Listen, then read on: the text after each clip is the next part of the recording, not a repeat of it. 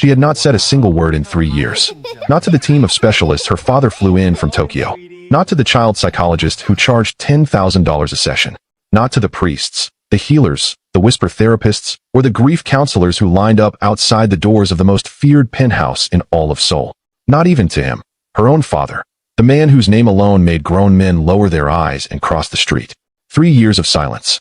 And then one Tuesday evening, in the private dining room of a restaurant that didn't exist on any public map, a black waitress walked in carrying a tray of food she hadn't ordered and started to move.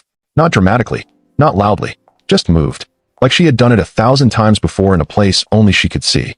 And the little girl, the silent, hollow-eyed, 8-year-old daughter of the most dangerous man in South Korea, lifted her head for the first time in months.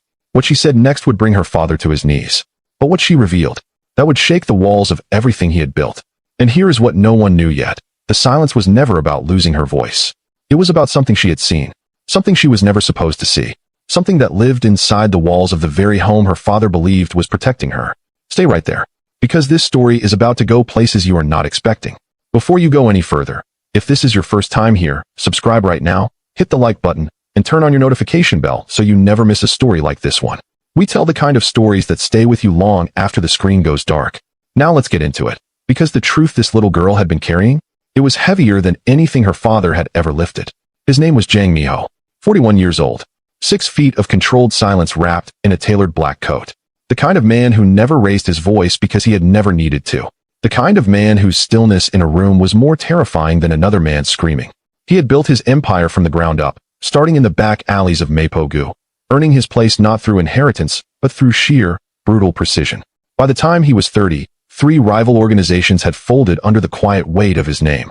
By 35, he had legitimate businesses spread across Seoul, Busan, and Incheon, restaurants, real estate, a private logistics company that moved things no customs officer ever inspected twice. He had everything a man like him was supposed to want. Everything except the one thing that mattered. His daughter's voice. Her name was Ji-heon. And before the silence, she had been the loudest, brightest, most relentlessly curious child he had ever known. She would chase him down the hallway every morning demanding he explain things. Why the sky was blue, why his coat smelled like smoke, why the men who came to their house always spoke in such low voices. She laughed the way only children who have not yet learned fear can laugh, full-bellied, reckless, completely without shame. He had loved that laugh with a fierceness that embarrassed him. Then it stopped. One night, a Tuesday, exactly like this one, Ji-heon went silent. Not gradually, not with warning, just stopped. Miho had come home late, which was not unusual. He had found her sitting at the top of the stairs, fully dressed at midnight, staring at the front door with an expression that no child her age should ever wear. He had knelt in front of her. He had said her name. She had looked at him, right through him, and said nothing. She had said nothing since. The first doctor told him it was acute trauma response. The second used the word selective mutism and handed him a pamphlet. The third flew in from a clinic in Osaka and spent 6 sessions drawing pictures with Ji-heon, trying to coax a sound, any sound, from behind those still, watchful eyes. Ji-heon would sit through every session with the quiet patience of someone who had made a decision and was not going to be argued out of it. She ate. She slept. She moved through the penthouse like a small, careful ghost. She never spoke. Miho did not know how to process helplessness. It was not a feeling he had ever permitted himself. In every other area of his life, there was an action to take, a lever to pull, a problem to dismantle piece by piece until it surrendered. But his daughter sat across the dinner table every evening and watched him with those enormous dark eyes, and he had no lever. He had nothing. He would sit there in his $10 million apartment with the city of Seoul glittering 40 floors below and feel, for the first time in his life, completely and utterly powerless. He hated it. He hated himself for hating it. His right-hand man, a sharp-faced man named Kwon who had been with him since the beginning, once suggested that maybe the child needed more time and less intervention. Miho had stared at him for so long that Kwon had quietly excused himself from the room and did not raise the subject again. What no one said out loud, what everyone around Miho was too careful to whisper, was that the silence had started the night of the incident. The night something had happened in that house that Miho had spent 3 years trying to contain. The restaurant did not have a name on the outside. It did not need one. It sat on a quiet street in Hanam-dong, behind a dark wooden door with no handle visible from the street. You only got in if someone who mattered vouched for you. Inside, the lighting was low and warm. The tables were spaced far enough apart that conversations stayed private, and the staff had been trained to move like shadows, present when needed, invisible when not. Miho brought Ji-heon there sometimes on evenings when the penthouse felt too large and too quiet even for silence. The owner, an old associate, kept a private room in the back with soft lighting and no music, because music made Ji-heon flinch. The staff knew not to approach her directly. They knew not to raise their voices, not to drop things, not to laugh too suddenly. They knew the rules. What they did not know was that 3 weeks ago, the restaurant had hired someone new. Her name was Adiz. She was 26 years old, Nigerian by birth, Seoul by circumstance. She had arrived in South Korea 2 years earlier on a language scholarship that ran out before she did, and she had stayed because going back felt like admitting something she was not ready to admit yet. She was not tall, not loud, not the kind of person who filled a room with her presence the moment she walked in. She was the opposite of that. She had a way of moving through spaces like she understood that some rooms did not belong to her, and she was fine with that. She did not need to own every space she entered. She just needed to survive it. She had learned that early. Growing up in Enugu, in a house where silence was also a survival skill, where you learned to read the atmosphere before you read a room, Adiz had developed a particular sensitivity to the kind of quiet that was not peaceful, the kind that had weight to it, the kind that pressed down on a person from the inside. She knew the difference between a child who was shy and a child who was holding something too heavy for their chest. She had been that child once. She recognized the shape of it the way you recognize a scar on someone else's skin because you have the same one. She had been working the private dining room for 3 weeks without incident when Miho brought Ji-heon in on a cold Wednesday evening in November.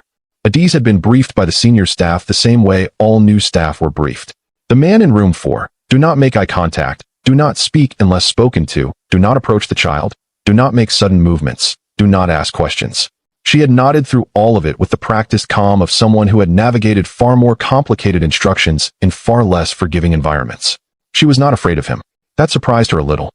Even in the brief moment she had glimpsed him from across the restaurant, the stillness of him, the weight his presence carried, the way the other staff seemed to slightly shrink whenever his name was mentioned, she had felt something closer to curiosity than fear.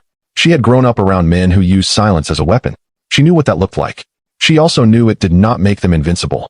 It just made them lonely in ways they could not explain. She carried the first course into room 4 without looking at either of them directly. She set the plates down with steady hands. She topped up the water glass.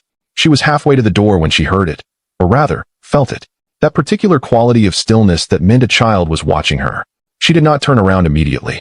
She had learned that too, that children who were afraid did not always want to be seen seeing. She took one more step toward the door, then paused, and turned just enough so that her face was in profile. Ji-heon was watching her, not with fear, not with the flat vacancy that Miho had grown so desperate to crack, with something sharper than that, something that looked, from this angle, almost like recognition. Adiz held the eye contact for exactly 1 second, soft, unhurried, without demand, and then she left the room. She thought about that look for the rest of the evening. She could not explain why it stayed with her the way it did.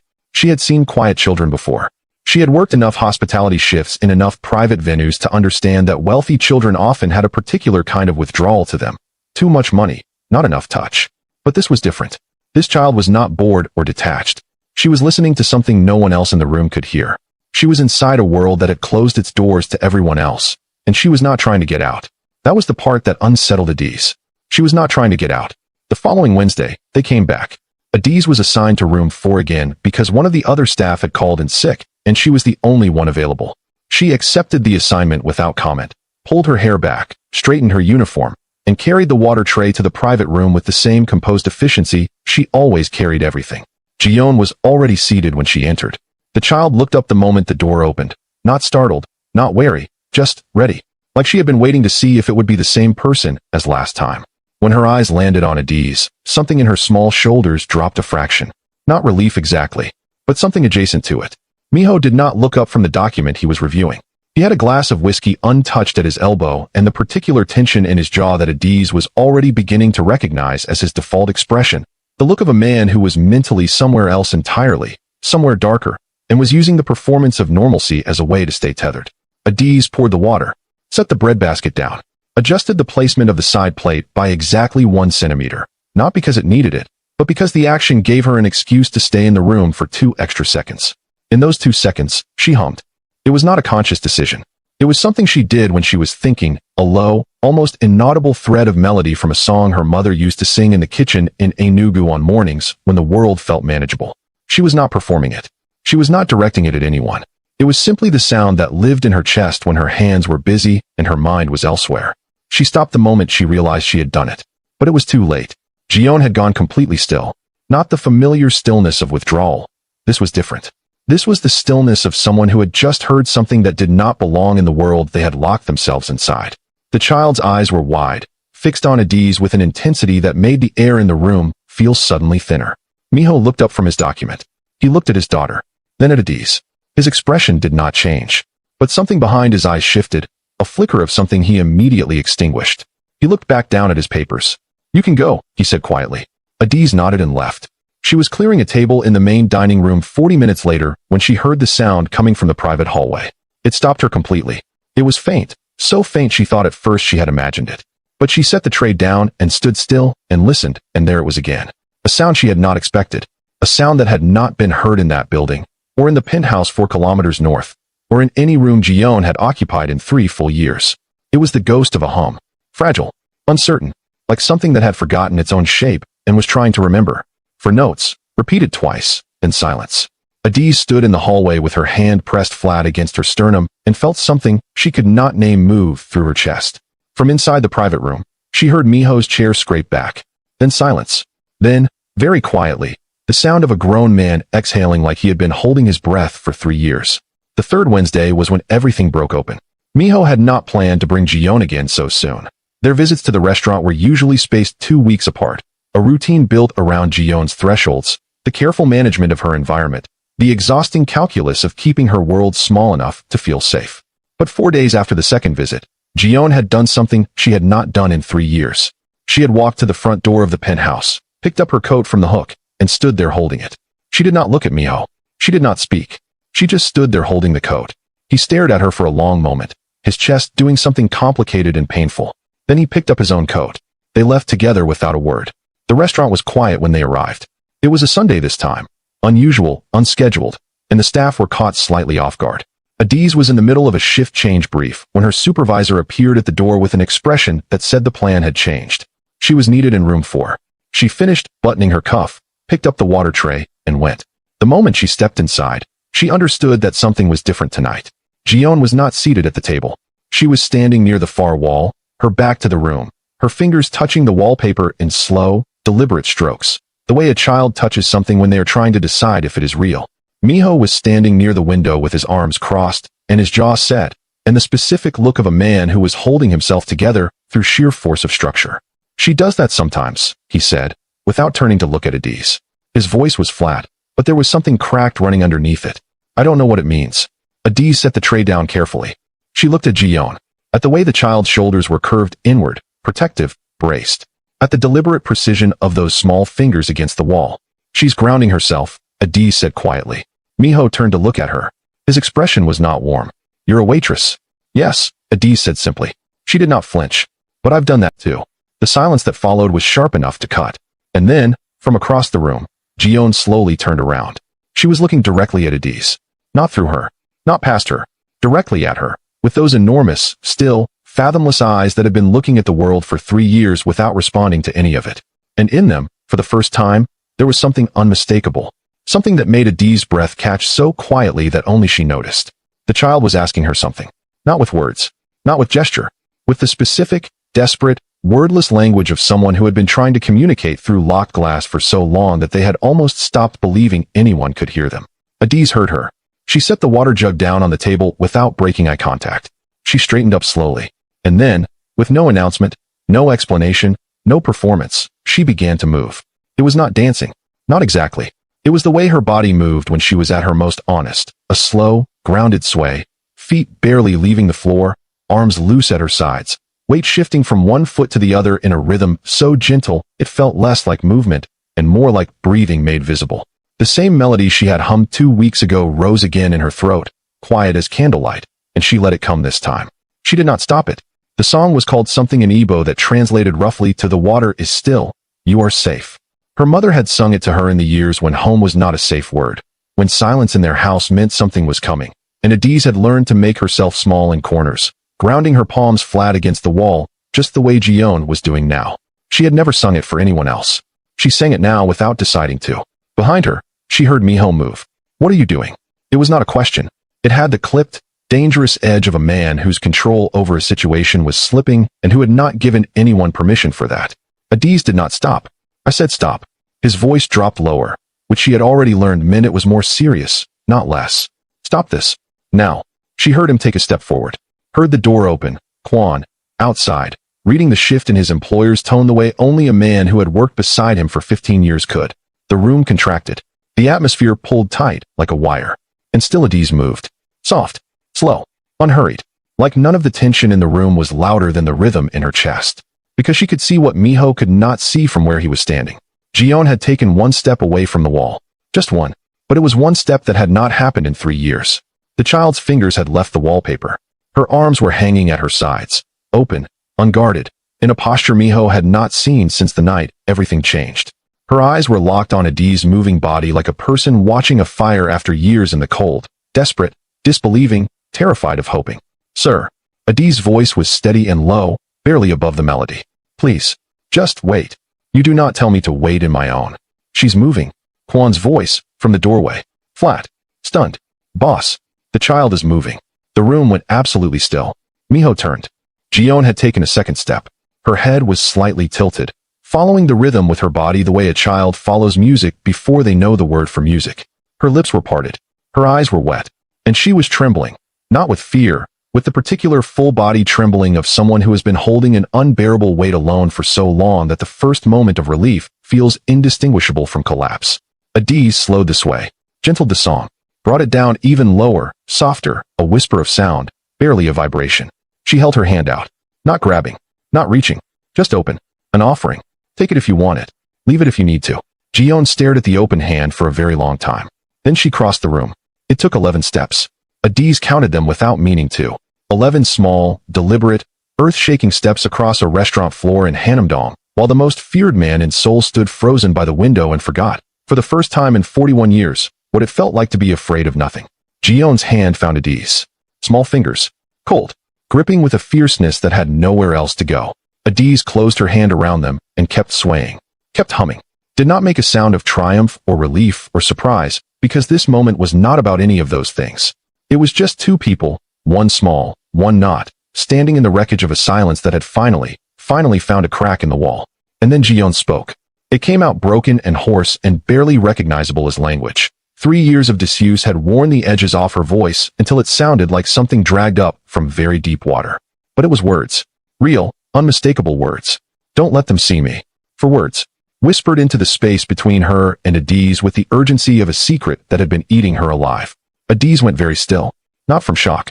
From recognition. From the specific, cold, clarifying recognition of someone who has just heard a sentence and understood instantly that it contains more history than it appears to. Don't let who see you, baby, she whispered back. Ji-heon's grip tightened. The men with the white envelopes. Her voice cracked on the last word. They saw me. On the stairs. And one of them looked at me and told the other one, and they didn't know I was still there. She stopped. Swallowed. I heard what they said. Behind them, the sound of Miho's glass hitting the table. Not breaking. Just landing. Hard. Ji-heon, his voice came out wrong. Too exposed. Too much of him suddenly visible in a single syllable. Ji-heon, what did you hear? The child turned her head slowly toward her father. And in her eyes was the answer to every question the past 3 years had generated. Every sleepless night. Every failed therapy session. Every expensive specialist. Every desperate prayer offered by a man who did not believe in prayer, but had run out of other options. It was not grief in those eyes. It was knowledge. She had not stopped speaking because she was broken. She had stopped speaking because she knew something. And somewhere in the wordless logic of an 8-year-old survival instinct, she had understood that knowing something dangerous and saying it out loud were two very different risks. She had chosen silence as armor. She had been wearing it for 3 years. And she had just taken it off. If you are still watching and you haven't subscribed yet, do it right now. Hit that button. This is the kind of storytelling that deserves your support, and there is so much more where this came from. Like this video if this story is hitting different. You already know it is. The next 2 hours inside that private room were the most honest hours of Jang Miho's life. He sat on the floor. Not in the chair, not behind the distance of a table. On the actual floor, with his back against the wall and his daughter 3 feet away still holding Adiz's hand. And he listened. Really listened. The way he had not listened to anything in years, because listening required a stillness that was different from the controlled stillness he had cultivated as a weapon. This listening required him to be open. Undefended. fully present in a room where the walls were closing in and the thing being revealed was his own reflection. Ji-heon told them what she had heard on the stairs that night. She told them slowly, haltingly, in the fractured voice of someone relearning how sound worked. She told them about the two men in the hallway, about the white envelopes she had watched them exchange, about the words she had not understood then, but had turned over in her silence every single day until their meaning had worn itself clear.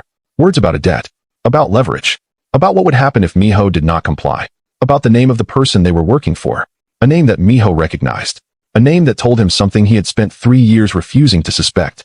The betrayal had not come from outside his organization. It had come from inside his house, from someone he trusted with his schedule, his security, his daughter's routine, someone whose presence on that staircase that night had been no accident. Miho did not move while she spoke. He barely breathed. When she finished, the silence that followed was entirely different from the silence of the past 3 years. This one had air in it. This one had room. He looked at his daughter for a long time, at her small hands still wrapped around Adi's, at the way she was watching him, not with fear, not anymore, with something harder than fear and softer at the same time, with the particular expression of a child who loves someone and is terrified that the love is misplaced. All this power, he said finally. His voice was barely above a whisper. All of it. And I couldn't protect you from what was already inside the walls. Ji-heon looked at him. I wasn't afraid of you, Appa, she said. Her voice broke clean on the last word. I was afraid for you. Something in Miho's face came apart. Not dramatically, not loudly. The way stone comes apart when water has been working through it for years, suddenly, quietly, irreversibly. He pressed the back of his hand against his mouth and looked at the ceiling, and the city 40 floors below continued its indifferent glittering, and none of it mattered at all. Adiz looked away. This moment was not hers to witness any more than it had to be. She began to gently ease her hand from Ji-heon's, but Ji-heon held on. Don't go, the child said. Adiz stilled. Can you stay? Just a little longer. She looked at Miho. He had collected himself with the practiced speed of a man who had spent decades keeping his interior life invisible. But his eyes, when they met hers, were different from every other time they had connected across this room. They were not guarded. They were not cold. They were just present, human, asking the same question his daughter had asked, just without words. A little longer, Adiz said quietly. 3 weeks passed. Then 4. Ji-heon began speaking in fragments at first, single sentences, carefully placed, like a person testing the structural integrity of a bridge before committing their full weight. Then longer. Then, startlingly, in laughter, the first time it happened, Miho had stopped walking in the middle of the hallway and stood there with one hand braced against the wall, just listening, as though afraid that moving would end it. He had reorganized 2 things in his life during those weeks. The first was internal, swift, precise, and permanent. The man with the white envelopes had been dealt with in the manner that Miho's world demanded, and he did not discuss it further. The second reorganization was quieter and more unfamiliar and more difficult than anything he had done in 20 years of operating in darkness. He began to come home earlier, not just physically earlier, present in the way that mattered, at the dinner table without a document in his hand, on the floor of the living room while Ji-heon showed him things on her tablet, in the doorway of her room in the evenings instead of moving past it like a man with somewhere more important to be. He did not announce this change or make a speech about it. He simply began to show up differently, and Ji-heon noticed, and the noticing made her braver, and the braver she became the more he understood what he had been losing all along. He also began, quietly and with no explanation to anyone, returning to the restaurant on Thursday evenings. Not always with Ji-heon, sometimes alone. He told himself it was because he preferred the private room, because the food was good, because the atmosphere suited him.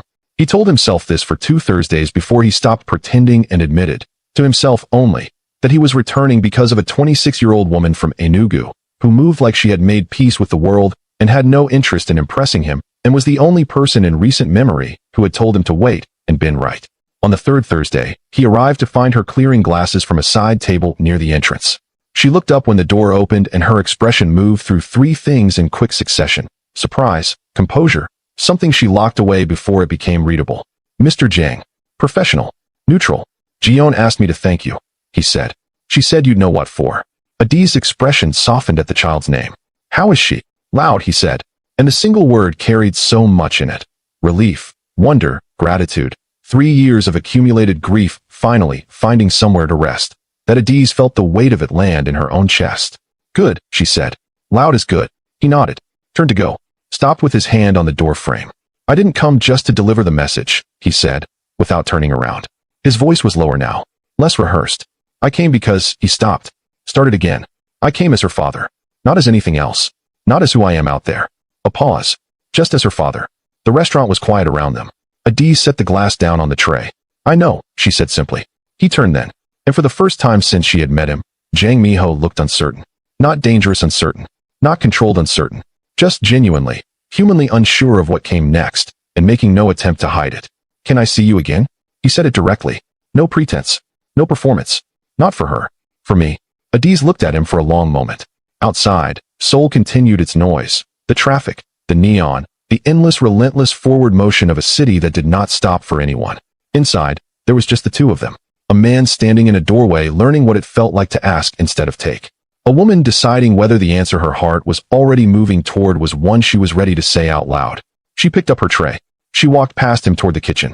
And at the door, she paused. She did not turn around. But the corner of her mouth moved, just slightly. Just enough. Thursday, she said. Same time. And she walked through. If this story moved you, and something tells me it did, then subscribe right now if you haven't already. Turn on your notification bell so you catch every single story we drop.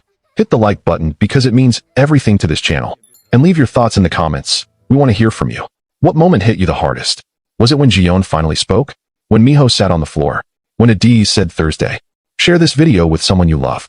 Someone who needs to be reminded that healing does not always arrive loudly. Sometimes it hums. Sometimes it holds your hand.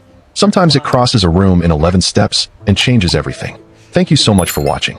We will see you in the next one.